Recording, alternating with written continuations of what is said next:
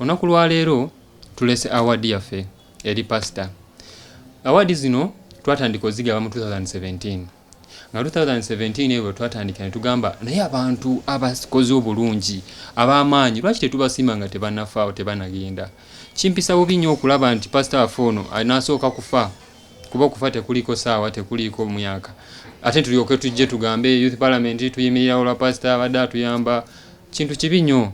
So twakola survey eno twagikola emyezi 4 emabega nga tutambula eggwanga west, east, south ne north nga teri mu bapasita bokka eri mu bannabyabufuzi babasumba abapasita ba business leaders n'abalala abagwa mu tulube ddala nga mu politics twasobola okufunayo Honorable Kiwanda nga yasinze okututumula ebyabulambuzi mu Uganda yonna ku myaka emito ate nga ali creative. Mutugenda mu business ne tufuna Honorable Amelia Kyambadde era twagimutwalira. Honorable Kyambadde akoze nnyo okulaba nti trade egenda eri bulungi mu ggwanga wano engeri gyali minister wa trade. Sukali waba alinnya making sure nti alwanira omuntu wa wansi sukali nakka wansi oba sabuni oba buli kimu nekika ya minister akoze nnyo okulaba nti ebintu bitereera. Mu chai ba investors okubanga tulina investments nyingi wano ne omukulu waffe Pastor Ujingo Mwagwa kuba naye investor wano. Honorable Anite agezeza kwenye kuba ogenda side eyo ejinja wogende ne Ruwero ogenda wa investor bangi bazze nga bakoze ebintu by'amaanyi era yabalese wano. So netusobola okuwa ne Honorable Kabasi owa transport minister Kabasi Joy nga naye akoze bulungi mu byentambula kuba olaba transport enguudo zaffe bwe zaali sinungi nnyo bulungi naye sawa zino allocation mu budget y'eggwanga olabira ddala nti enguudo at least baziwa allocations ezimala enguudo bazikoze era ogendako mu highways eziri eyo mu west mu east side z'Embale eyo side z'Embarara side mu north yeggulu olabira ddala ng'enguudo zikoleddwa. So minister oyo akoze ku bya transport ne works nabanga ebintu ebyo abitereeza bulungi. Mu basumba nzire ku nsonga eriwo kati mu basumba twakwata abasumba engeri gye tusunsula okusinza ku mpisa ne tusunsula ku hard work ne tusunsula ku bintu bingi nnyo. Pastor ono ne Salt TV oba Salt Media ewezeza emyaka 6 twagala okubategeeza nti mukoze bulungi nnyo. Tukoze survey yaffe mu west, east ne south nga mu west Pastor Bujingo ne Salt TV mukoze bulungi nnyo era mu east mwajjayo 75%. Mu discipline being authentic inspiring eno TV yakatandika ne pastor yakajja abasobodde okola ebintu ebirimu omuntu nabanga viewership nene mu myaka mitono myaka 6 naye otambula tosobola jigeza na ku TV ezimaze emyaka 3 I'm sorry to mention tosobola wadde. So Salt TV ne Pastor Bujingo ko oyogera ku Salt TV notayogera ku Pastor Bujingo ate abo banga yogedde ku Uganda noerabira abala. Award eno gye tulese olwaleero ya most authentic inspiring and life changing ye musumba mu ggwanga lyonna ku survey gye tukoze mu east west south ne north asobodde okubuulira enjiri erimu okufuna erimu okusaba n'okukyusa obulamu n'enjiri ey'amazima. Eno award tugiwadde Pastor Bujingo olw'okubeera pastor asinze okubuulira enjiri mu nsi yaffe yonna. According to our research tukweyanziza nnyo neyanzeege. It's been a surprise. I have not known about this group before, but I have been hearing about the youth parliament and the parliamentarians nenga simanyi nti bebano. So lwabadde lunaku lwa yesterday ne baweereza ebbaluwa ne tugitulamu nga erabika nti eri authentic nga nabo baga nti batuwadde award ya authenticity.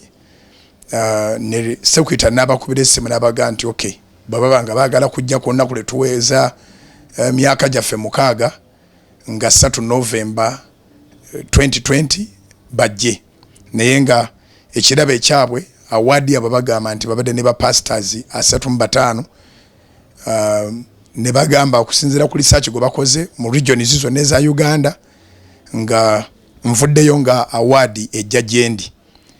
Nkisanyukidde ekyo era njagala kubebaza mbasabira omukisa ate nange munsabire nemo okubanga bwe nfuna award amaaso ngajja ku kyembadde nkola oba ku Katonda ate nenzira ku award mu bulamu bwange bangi abazze nga baŋŋamba okuleeta award nyingi nnyo ze tugaana era y'ensonga lwaki twatuta obudde ne tugamba nti katumale n'okusaakinga ku bantu bano bavuddewa ne tumanya gye muvudde nga Right Honorable Prime Minister ali mabega wammwe n'abalala bangi ne tugamba nti okay then bwe kibanga kopi gye tufunye ne Prime Minister afunyeeko n'abakungu abalala bafunyeeko ku kopi ku baluwa gye tulina then kiteekwa okubanga kyamulamwa so mbeyanzeege award gye nkolerera yakusikira bulamu butaggwaawo era enjiri gye mbuulira yakuba nti okakasa ng'ogenda mu ggulu naye bw'oba tonna bagenda mu ggulu obeere wa mugaso ng'oli wano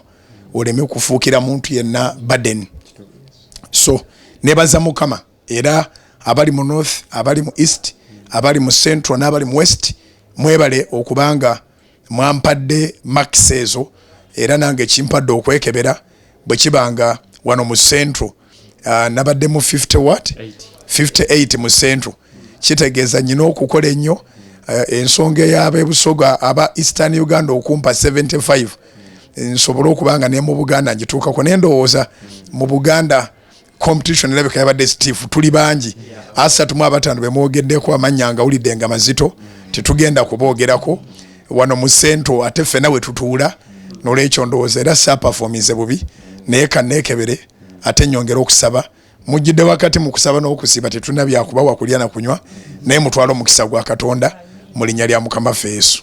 Pastor ono twakola survey yaffe from region 4 region ya Buganda nafunamu 58%, region ya Busoga nafunamu 75, nenda nafunamu 7 n'omulala 60. Akoze bulungi nnyo nti abantu buli wotuuka baga Salt Media Pastor Bugingo, Salt Media Pastor Bugingo aleetedde abantu okwekiririzaamu, aleetedde abantu okukyuka ne bava mu bulamu bw'okugamba nti nze sisobola oba sijja kusobola, abantu ne bamanya nti I can.